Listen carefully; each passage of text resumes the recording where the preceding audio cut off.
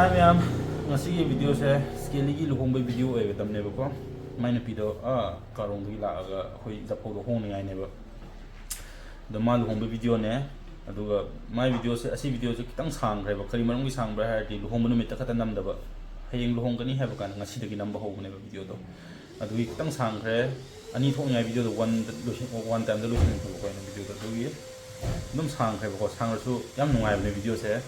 मैं मुसीबत लोग को गेम बियो हाइजब ने वीडियो मखाता ना ये से मैं सीना है लोगों का तो बगी यूम दुने स्केली के तो कम है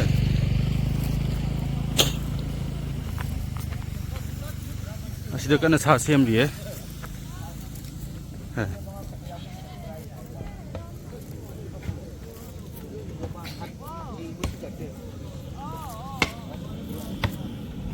somdana akoi ge youth hoina kana parachute khanba chair thangba sak sanar bo mayam ha sak sak ha sadri asina he moi he sida sak cha ningai ne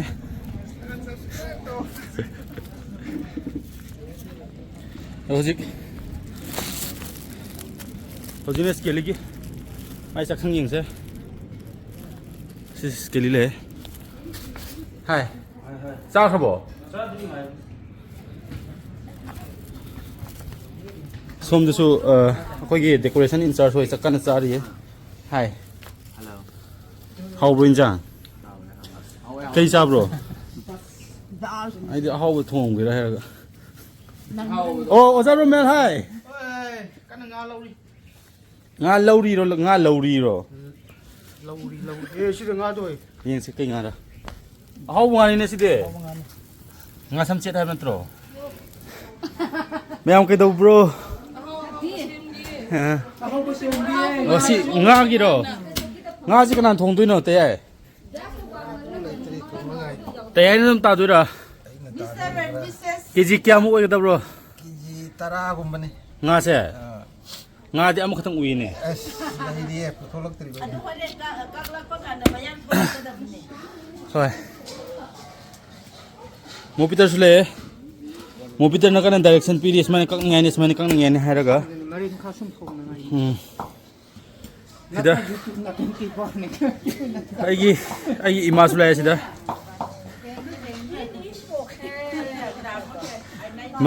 masang ngam dabne do smane yorok khai ma so hey mo hospital chakai har ka dabra kai ro khang de ngang na han de drip ka pa le ne do si ko ro kai la kanu ha ne ne de do la khai ma so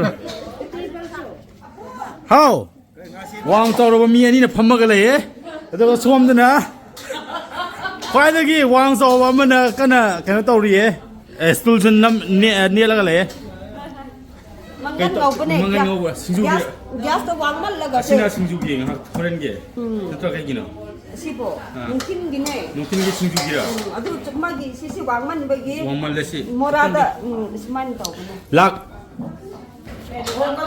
lak ka to ngau do ro wang so woi ba gi moi si so wang man khai to ga akoi kun de le ram ba isi ai gi isi si ni si to ya da gi swai to le Hoji asisina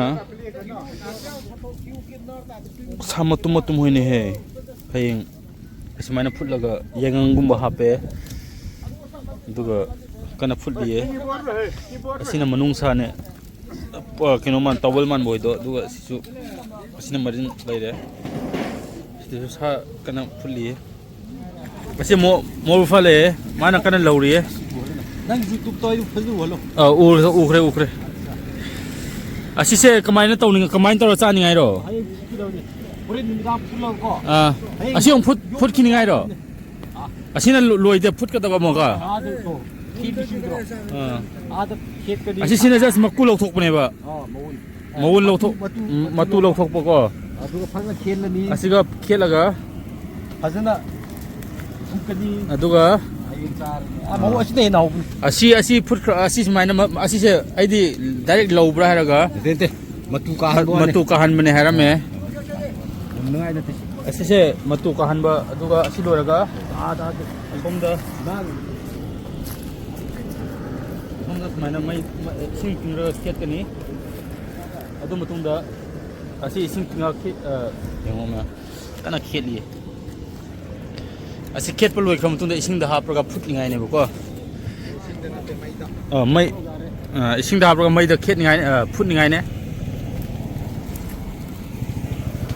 아선도수 오감을 넣으리 까나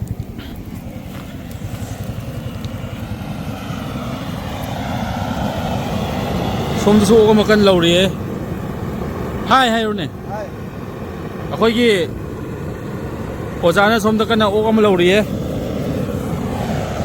오자기 민제 시더바가 오브네 시더바 하면서 맞네 시더바 먹고 가이더기노 아이 지금 가이더기네 지금 가이더기 시더바 먹고나 까나 오감을 넣으리 지금 아니 수브네 아시나 아니 수브라 아 아시다나 싱홀리에 아시 싱세 아기 사통범도 뿐이야 네고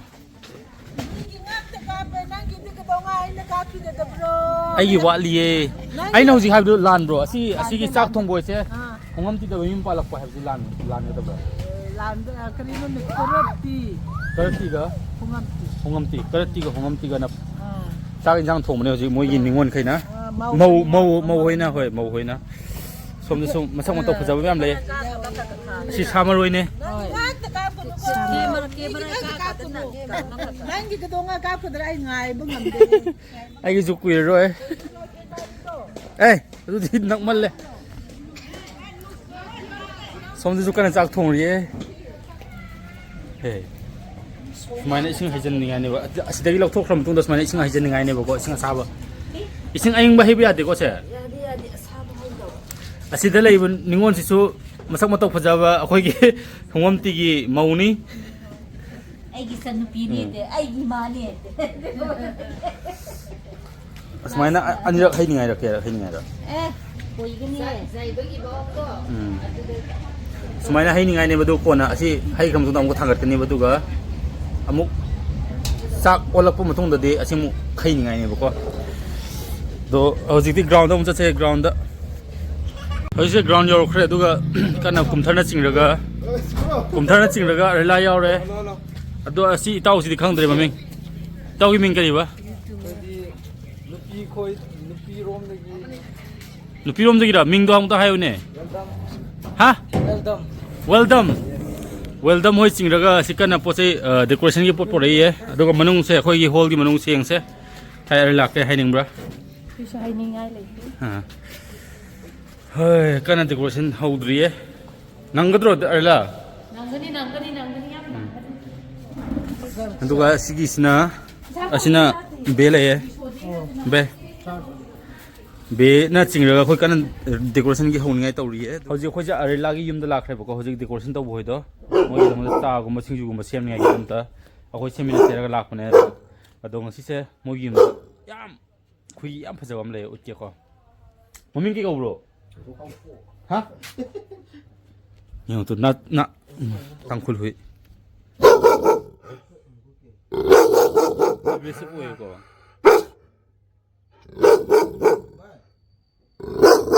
mà mình cái câu bro 호렌 타도록 해 보고 호렌 타도록 뭐 한다 호렌 타도록 해 누가 타도록 간 소나 난게 아히도 타도록 보내 뭐 있도 아유 뭉친데 뭐 이제 파전 보내 먹고 알라 호이세고 얌 싱게 뭐지 닝원 주 얌 보내 먹고 누피 가다 마이 누피 가다 깨라 뭐지 무슨나 누피 가다 망아네 봐 아도 후이디 차 TV 욕 보내 봐 허지 뭉친데 파전 뭐 사이고 농단 타도록 보내 봐 누파 pakhang ang majaga gi koiba laktani ai gidam hai singge moi imungse am ado hojikse khoise Areila hoi dele ye duga hojikse kumthar su lumba lakune Areila bo huisu ubuda ka wakan nama huisu ubuda kan bai wakan kari wakan bro ahingda lak bai wakan lak tabra ahingda lak pu yar sase ahingda lak pu yar he kumthar na ado hojikse manung ga Areila hoi din Areila somda ise sakhila le mayo single ne sida Areila noina hui asi tangkhul hui am sathi bi yokpai manam ka amtang hayo do nei sabi ngak toi bagi pakhang lum da ni ngai noi kaw bu na lum ba ngam da noi kangu palakanu sumdra akhoi yaude cùng thân đang yêu bro má là nuôi càng gúp bật bật hả cái đâu đây đang nè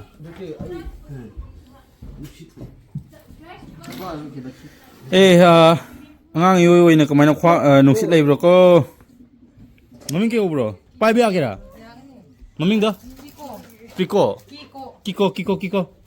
Kiko cùng thơ kỳ kìa Kiko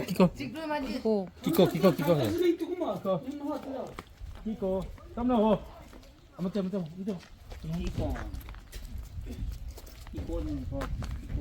có thể Kiko pura cái mai dùng hàn bật đi ấy Yên tàn là yên một chút tàn nào bro Kiko hàn này Skelly hơi kì hàn này là một điểm không được đúng xí có Kiko cái lấy Kiko ngày sáng tôi ăn khoang một đôi chụp bài mình là cái lấy chụp lấy mình này tu 기분 차도 그래. intense biswa de ke given ama ka pisari dancing singju si sa ngai ba ma siang 무슨 엄마 비싸 다가 카스테. 란차 de 기분 Suna có hầm tha. Areila na miet pe singju ko haudu man bro cái hun cái sào luôn Sa di bra bai man ni. miet chadri Sa khang ni. man di man bro ba Ai di khang krap ni na. tumyae tumyam yae Masa ku. to thum yang ye na han kre 아이는 때 만 하프네. kum than nei nupi jaga seksal ko Asi di kum thar yu. Thay nó tí rồi, cái kia thì thằng này hè. kum thar nupi ne sile re 곰타는지 사가 장나 Cũng thế mình đi thay cả chân là. Đi phượt thay Mau tụi thim bagin. asmana hai bise dersan na tradi kana na so hai ro hai Pa ke pe hau bro ti hau bro asigi manung sa si su hau bne asi manung sa gi asi chungam man mu ne noi hau bro ai chom ro sa ge ne ba ma sa Ani rak sa ma ka sa gun. Ama ka sa na jen ta ta. Bible sum. Amang ke to sidre. Rune are. Bible sum. 본슨 그 스텝스는 Areila nang su spoon bu pi biam na hojik singju khara cha bu do gi arem bu kum thana swaina puye asi puye maram de mayam nu kharong maram du di hai ro ge desan maram khang bro sima pu bu kai gi no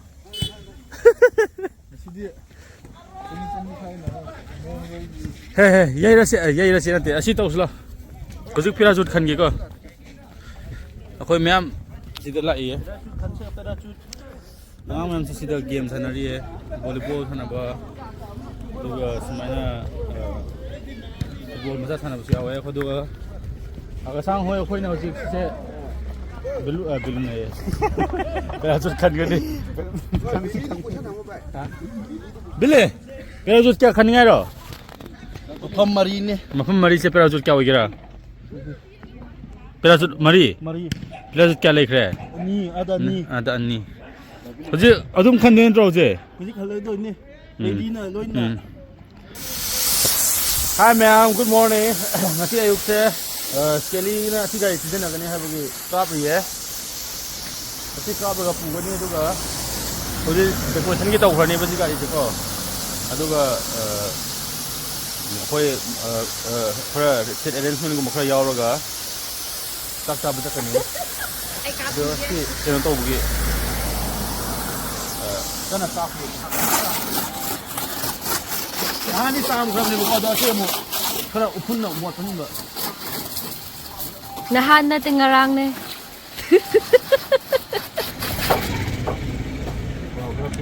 kumthana smata ba su upai leite ma ka tane ma su loi khara ga ni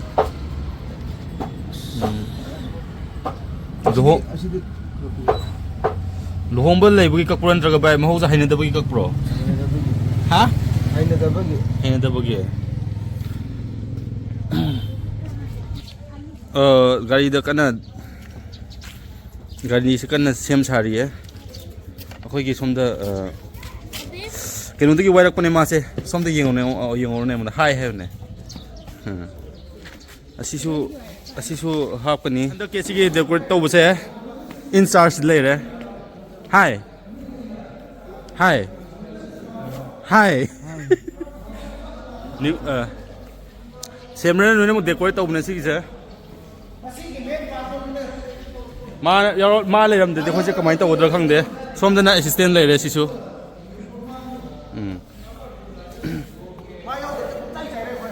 ꯁꯣꯝꯗ ꯑꯋꯥꯡꯕ ꯀꯥꯔꯒ ꯇꯧꯔꯤꯌꯦ ꯑꯗꯨꯒ ꯍꯧꯖꯤꯛ ꯃꯌꯥꯝ ꯁꯣꯝꯗ ꯊꯕꯛ ꯁꯨꯕ ꯃꯌꯥꯝ ꯂꯩꯌꯦ ꯁꯤꯗ ꯊꯕꯛ ꯁꯨꯕ ꯈꯣꯠꯄ ꯂꯣꯏꯅ ꯂꯩꯅꯩꯅꯦ ꯑꯗꯨꯒ ꯁꯣꯝ ꯄꯥꯔꯇꯤꯁꯤꯅ ꯁꯣꯝꯗ ꯂꯩꯔꯤꯕ ꯀꯥꯡꯕꯨꯁꯤꯅ ꯀꯔꯝ ꯀꯥꯟꯗ ꯆꯥꯛꯁꯦ ꯂꯣꯏꯔꯒ ꯀꯔꯝ ꯀꯥꯟꯗ ꯆꯥꯛ ꯆꯥꯁꯦ ꯍꯥꯏꯕ ꯄꯥꯔꯇꯤꯅꯤ ꯁꯤ ꯂꯩꯔꯤꯁꯦ ꯖꯤꯃꯤꯔꯅ ꯍꯧꯔꯒ ꯃꯊꯪ ꯂꯩꯕ ꯍꯧꯖꯤꯛ ꯑꯁꯣꯝ ꯀꯨꯝꯊꯔꯁꯨ ꯂꯩ ꯊꯕꯛ ꯇꯧꯕ ꯊꯥꯖꯟꯅꯈ꯭ꯔꯦ ꯃꯥ ꯌꯥꯝꯅ ꯍꯧꯖꯤꯛꯁꯦ ꯀꯔꯝ ꯀꯥꯟꯗ ꯆꯥꯛ ꯂꯣꯏꯔꯒ ꯆꯥꯛ ꯆꯥꯁꯤꯔꯥ ꯍꯥꯏꯅ ꯂꯩꯕ ꯀꯥꯡꯕꯨꯅꯦ ꯁꯤ ꯍꯧꯖꯤꯛꯁꯦ ꯚꯥꯏ ꯍꯧꯕ꯭ꯔꯣ ꯖꯤꯃꯤꯔꯅ ꯆꯥꯛꯇꯤ ꯃꯌꯥꯝ ꯍꯧꯖꯤꯛ ꯑꯩꯈꯣꯏ ꯆꯥꯛ ꯆꯥꯕ ꯍꯧꯔꯦ ꯑꯩꯁꯨ ꯆꯥꯒꯗꯧꯔꯦ ꯑꯁꯤꯅ ꯆꯒꯦꯝꯒ ꯊꯣꯡꯕꯅꯦꯕꯀꯣ ꯆꯒꯦꯝꯒ ꯊꯣꯡꯕꯅꯦ ꯁꯦ ꯀꯨꯝꯊꯒꯤ ꯁꯥꯗꯤ ꯀꯌꯥꯃꯨꯛ ꯌꯥꯝꯕ꯭ꯔꯣ ꯑꯁꯤꯗꯤ ꯆꯒꯦꯝꯒ ꯁꯨꯃꯥꯏꯅ ꯇꯧꯔꯒ ꯆꯥꯒꯦ ꯁꯨꯃꯥꯏꯅ ꯍꯣꯏ ꯆꯥꯕꯤꯌꯨ ꯃꯍꯥꯎ ꯑꯃꯇꯪ ꯇꯪꯕꯤꯌꯨꯗꯅ ꯑꯁꯤ ꯑꯃ ꯌꯥꯎꯋꯦꯀꯣ ꯍꯣꯏ ꯁꯨꯃꯥꯏꯅ ꯇꯧꯔꯒ ꯑꯩꯈꯣꯏꯅ ꯈ꯭ꯋꯥꯏꯗꯩ ꯄꯥꯝꯕꯁꯦ ꯑꯁꯤꯒꯤ ꯆꯥꯛ ꯆꯥꯕ ꯇꯥꯏꯃꯤꯡꯁꯤꯅꯦ ꯌꯥꯏ ꯃꯣꯏꯒꯤ ꯑꯣꯖꯥꯗꯒꯤ ꯑꯃꯇꯪ ꯑꯃꯒ ꯑꯁꯤꯒꯤ ꯁꯤꯡꯖꯨꯁꯦ ꯍꯣꯏ ꯂꯣꯀꯦꯜ ꯃꯅꯥ ꯉꯥꯛꯇꯅꯦ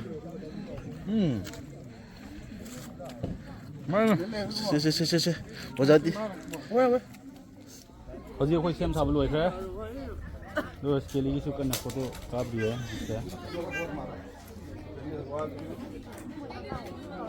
ꯁ꯭ꯀꯦꯂꯤ ꯂꯪꯉꯦ ꯉꯁꯤꯗꯤ ꯀꯦꯃꯦꯔꯥꯗ ꯃꯃꯥꯏ ꯆꯟꯕ꯭ꯔꯣꯉꯁꯤꯗꯤ ꯆꯜꯂꯦꯅꯦ ꯃꯥ ꯋꯦꯁꯀꯣꯠꯁꯦ ꯆꯥꯅꯕ ꯍꯣꯠꯅꯕꯗ ꯌꯥꯝ ꯋꯥꯖꯈ꯭ꯔꯕꯅꯦ ꯍꯥꯏ ꯑꯩꯈꯣꯏ ꯍꯧꯖꯤꯛ ꯍꯣꯜꯗ ꯆꯠꯅꯤꯡꯉꯥꯏ ꯇꯧꯔꯤꯌꯦ ꯅꯔꯚꯁ ꯆꯠꯄ꯭ꯔꯣ ꯃꯅꯤꯡꯗꯁꯨ ꯌꯥꯎꯔꯤꯌꯦ ꯃꯤ ꯂꯤꯞꯁꯇꯤꯛ ꯇꯩꯕ ꯃꯥꯜꯂꯦ ꯃꯌꯥꯝ ꯑꯩꯈꯣꯏ ꯆꯠꯂꯨꯈꯤꯒꯦꯀꯣ ꯂꯥꯏꯛ ꯑꯦꯟ ꯁꯕꯁꯀ꯭ꯔꯥꯏꯕ ꯇꯧꯕꯤꯌꯣ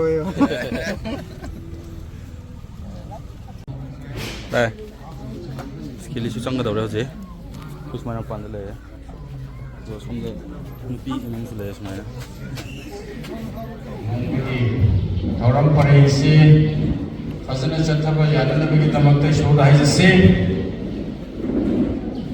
ꯁꯔꯒ ꯃꯂꯦꯝ ꯑꯅꯤꯃꯛꯄꯨ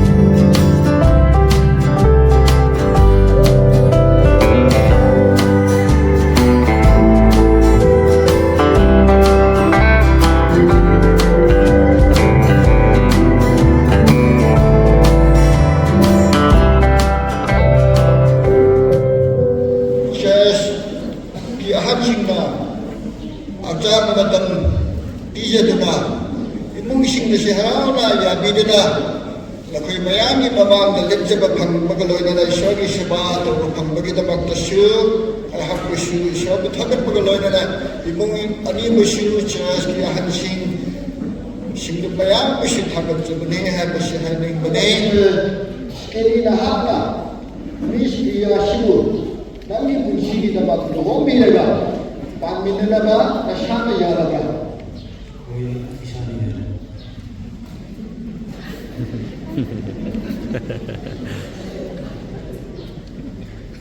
누바니랑 피장 간다 하이라고 싶어보다. 아니 놓고 사가노. 아직이 미스피아 한다였다와 함께 미스피아 한다 미스터 스켈리 시고 딱히 분식이다가 홍미래가 반면나가 나샤리 야가라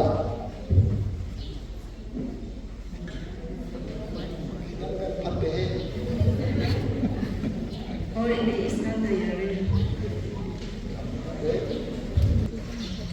Mr. Skelly, I have not. Miss Pia Nahaku, by Shona, Shipi bagi batungin na, apapataba, lara ina kunba, natraga, anaje, amadi, nungay bawaba, punta magda. Aikoy anibu ashibana kaya hadriba haba aigi bunshigi dupini haina ipai shogi binda amadi gashi diliba shingluki mangda noinana ipa imagi mangda gashigi demit ashida ay hakna namonda washakari maya mapela ba dito ko kushiyay ajik Priyana Skelly makhut jet ko pairaga wasak ko ay photo pigani ay gitung laga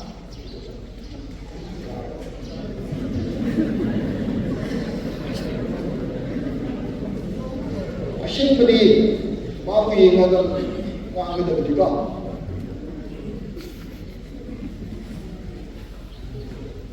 Miss Priya kita berdoa I hope not. Mr. Skelly, Nahaku, Ipai Shona, Shipi bagi batungin na, apa pandaba, Laila ina kunba, Natraga, Anaje, Amadi, Nungay bawaba, Punta bagda, Aikoy anibu, Ashibana, Kala Handriba Pava, Aigi, Punshigi, Nubani, Haina, Ipai Shogi, Minda, Amadi, Nashi, Diliba, Shimyuki, Manga, Luinana, Ipai Magi, Manga, Nashigi, Numi, Ashida, Ayhakna, Nangonda, Washakshari.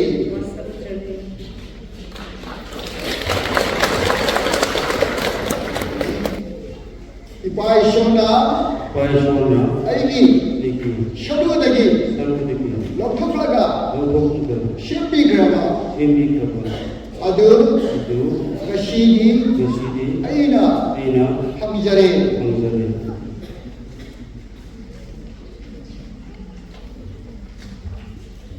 Piano public in view, Hoy, Rashidi, Hauda, Dangi, Mishing Adu, Aigi, Mishing Oigadi, Aduga, Dangi, Ishor, Adu, Aigi, Ishor, Oigadi.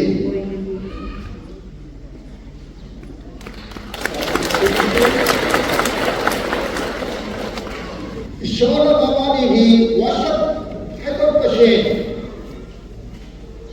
Tabi Vishna Mayana Shishakshi Viri ꯃꯁꯤꯒꯤꯗꯃꯛꯇ ꯑꯩꯍꯥꯛꯅ ꯌꯥꯝ ꯄꯦꯟꯅ ꯍꯥꯏꯖꯒꯦ ꯃꯌꯥꯝꯅ ꯄꯨꯛꯅꯤꯡꯗ ꯄꯥꯞꯄꯤꯌꯨ ꯑꯩꯈꯣꯏ ꯄꯨꯝꯅꯃꯛꯄꯨ ꯁꯦꯝꯕꯤꯕ ꯏꯄꯥ ꯏꯁꯣꯔꯅ ꯍꯥꯞꯄꯤꯔꯝꯕ ꯊꯥꯒꯠꯆꯕꯅꯤ ꯏꯆꯥꯅꯨꯄꯥ ꯁ꯭ꯀꯦꯂꯤ ꯏꯆꯥꯅꯨꯄꯤ ꯄ꯭ꯔꯤꯌꯥ ꯃꯕꯥꯅꯤꯅ ꯋꯥꯁꯛ ꯂꯧꯈꯤꯕ ꯋꯥꯍꯩ ꯄꯨꯝꯅꯃꯛ ꯄꯨꯝꯅꯃꯛ ꯑꯁꯤ ꯅꯍꯥꯛꯅ ꯇꯥꯕꯤꯕ ꯂꯧꯁꯤꯟꯕ ꯑꯣꯏꯍꯟꯕꯤꯌꯨ ꯍꯥꯏꯗꯨꯅ ꯃꯄꯥ ꯏꯁꯣꯔ ꯃꯆꯥꯅꯨꯄꯥ ꯏꯁꯣꯔ ꯊꯃꯣꯏ ꯁꯦꯡꯕꯒꯤ ꯃꯨꯟꯅ ꯍꯥꯏꯖꯕꯅꯤ ꯄꯨꯟꯕꯅ ꯑꯩꯒꯤ ꯊꯃꯣꯏ ꯄꯨꯟꯕꯅ ꯅꯪꯕꯨ ꯅꯨꯡꯁꯤꯕꯒ ꯅꯪꯕꯨ ꯅꯨꯡꯁꯤꯕꯒ ꯂꯣꯏꯅꯅ ꯂꯣꯏꯅꯅ ꯑꯩꯅ ꯑꯩꯅ ꯅꯪꯒꯤꯗꯃꯛꯇ ꯅꯪꯒꯤꯗꯃꯛꯇ ꯂꯦꯞꯀꯅꯤ ꯍꯥꯏꯅ ꯂꯦꯞꯀꯅꯤ ꯍꯥꯏꯅ ꯔꯤꯡ ꯑꯁꯤꯕꯨ ꯄꯤꯖꯕꯅꯤ ꯔꯤꯡ ꯑꯁꯤꯕꯨ ꯄꯤꯖꯕꯅꯤ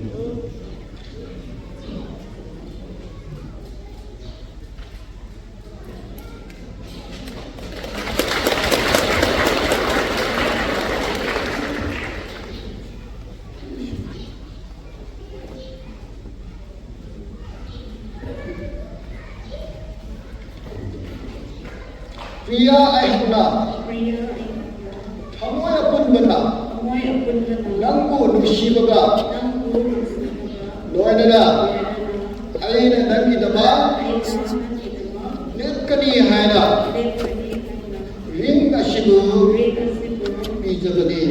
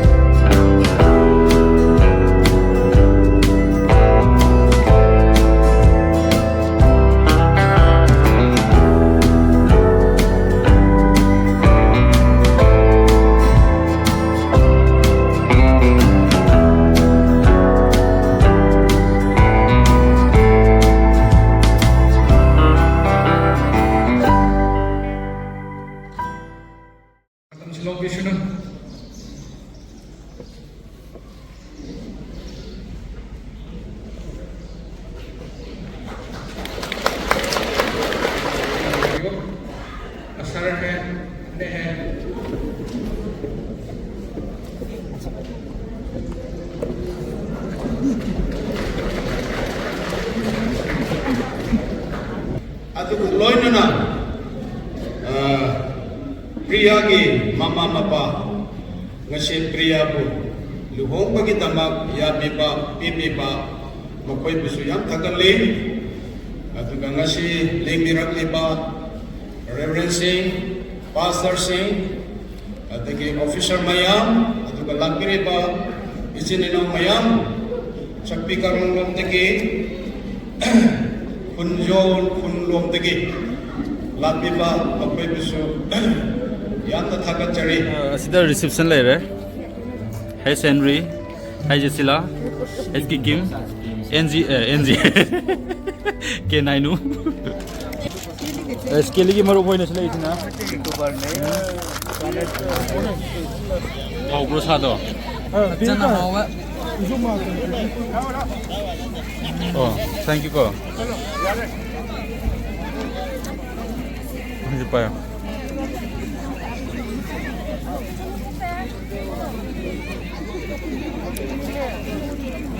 Nanti minus apa pangbukan kamay ani pa bro. Sasu yam hau gani.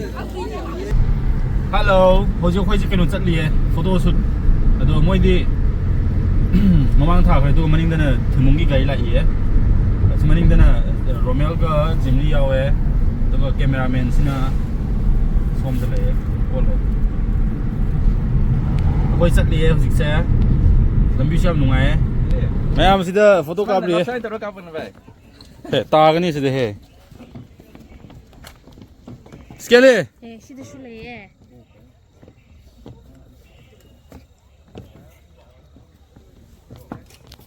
솜도 le khoi na 솜도 so yam photo kap ni yam le hojina kai se ba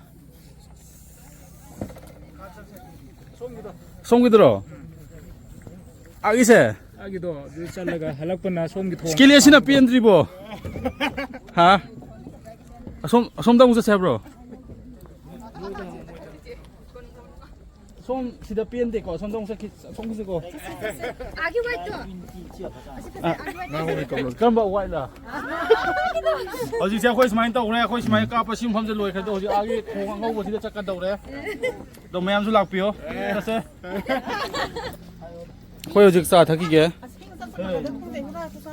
Bu sing jo hau bro.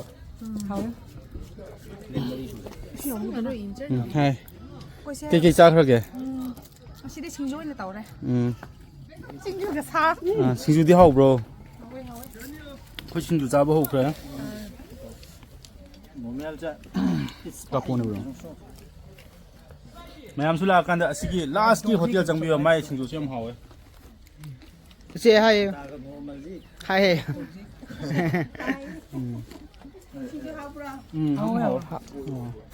Ni pa yang hai ta bi hau ni. 디스카운트 Next year home with the word kun ru. Ready, 1, 2, 3. Woo! Asal mun mana ya ro amuk ri. Once more. Take. Yeng lai sai harau ra ga. Skelly na si harau bu ko loi. Ready. Get ready on. Ready, 1, 2, 3. Next year yung pan da nang singa ya ro. Ready. 옥티 미기 누피도 얌나 그누 Ready, 1, 2, 3. 누피 짱어 누피 누피 짱어 Nupa ki sai na su hende nupi ki sai na su ta de. 영어 시다 영어 1, 2. Asigi acting o kadi o ma no na puthok pan sport te kai de ge. Gai thau zu man happy ban.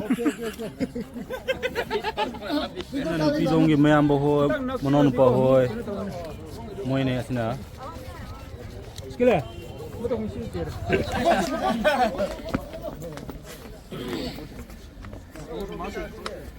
Hoje video lau si kos man troga.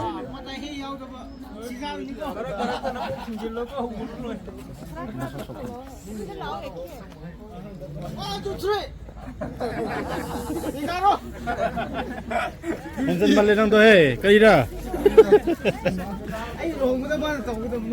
Hoje khoi yum halage ma'am halasi ko. Halase. Hoi nung da ang thena se. Kre.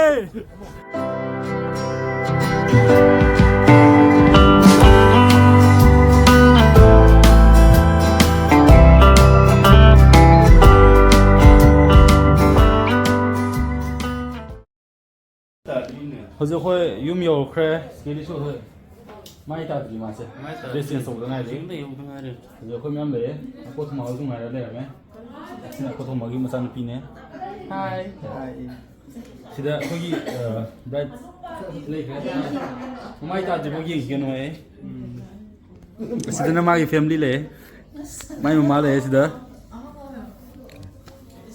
ꯉꯥꯏꯍꯥꯛ ꯂꯩꯔ ꯃꯇꯨꯡꯗ ꯀꯩꯗꯧꯒꯅꯦꯕ ꯒꯦꯗꯔꯤꯡꯁꯦ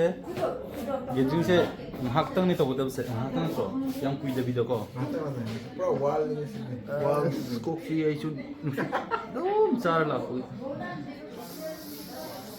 ꯑꯀꯣ ꯀꯩꯀꯩ ꯂꯩꯕ꯭ꯔꯣ ꯑꯣꯛꯁꯥ ꯂꯩ ꯁꯟꯁꯥ ꯂꯩ ꯁꯤꯡꯖꯨ ꯐꯖꯕ ꯑꯃ ꯑꯩꯈꯣꯏꯒꯤ ꯁꯤꯗꯤ ꯃꯃꯥ ꯐꯖꯅ ꯑꯀꯣꯒꯤ ꯃꯆꯥꯅꯨꯄꯤꯁꯨ ꯃꯁꯛ ꯐꯖꯗ꯭ꯔꯦ ꯌꯦꯡꯉꯣ ꯁꯤꯅ ꯃꯄꯥ ꯂꯩꯔꯦ ꯃꯃꯥꯗꯣ ꯆꯦꯟꯈ꯭ꯔꯦ ꯚꯤꯗꯤꯑꯣ ꯎꯕꯗ ꯑꯀꯣꯒꯤ ꯅꯨꯄꯤꯗꯣ ꯀꯥꯏ ꯆꯠꯈ꯭ꯔꯒꯦ ꯑꯀꯣꯒꯤ ꯅꯨꯄꯤ ꯁꯤ ꯂꯩꯔꯦ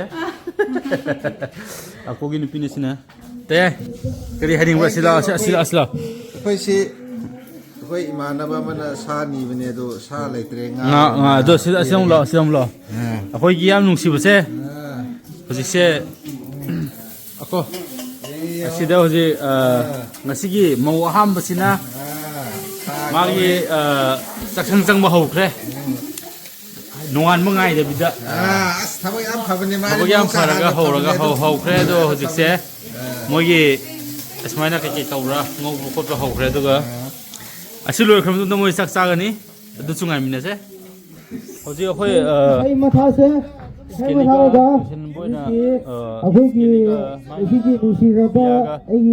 ꯃꯣꯏ ꯖꯒꯣꯏ ꯁꯥꯒꯅꯤꯕꯀꯣ ꯒꯦꯗꯔꯤꯡꯒꯤ ꯑꯁꯤꯒꯤ ꯖꯒꯣꯏ ꯁꯥꯕ ꯂꯣꯏꯁꯤꯟꯕ ꯑꯣꯏꯅ ꯑꯩ ꯚꯤꯗꯤꯑꯣ ꯂꯣꯏꯁꯤꯟꯅꯕ ꯇꯧꯒꯦ ꯑꯗꯨꯒ ꯖꯒꯣꯏ ꯁꯥꯒꯅꯤ ꯑꯗꯣ ꯄ꯭ꯔꯤꯌꯥꯅ ꯃꯇꯨꯡ ꯏꯟꯒꯅꯤ